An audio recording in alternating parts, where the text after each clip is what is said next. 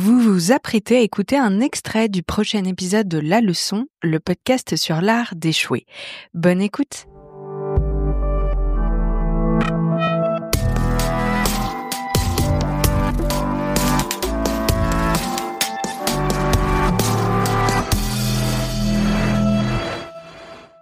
Elle m'a vu très malheureux parce que je me mets à sa place, c'est compliqué à rencontrer un garçon, donc de 11 ans de plus qu'elle, qui est dans la musique, ça marche plus, c'est un peu compliqué.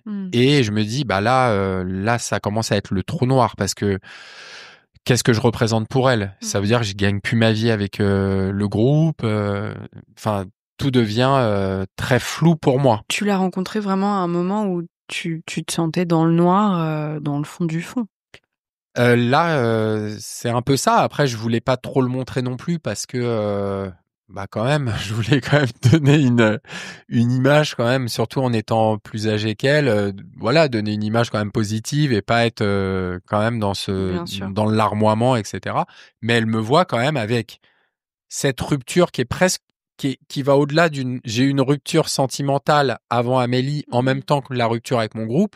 La rupture avec mon groupe m'a beaucoup plus fait souffrir que la rupture sentimentale d'avec une fille avec qui j'étais depuis 4 ans.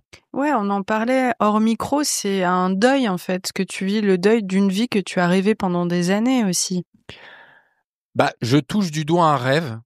Donc le deuil est vraiment un mot approprié parce que je touche vraiment du doigt quelque chose de magique.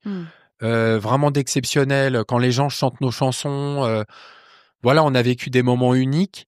Je me dis, il faut que ça continue, que ça aille plus loin, plus haut, plus fort. Et là, tout s'arrête. Donc là, pour moi, c'est l'échec complet.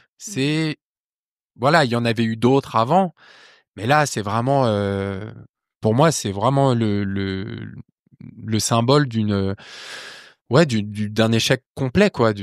Et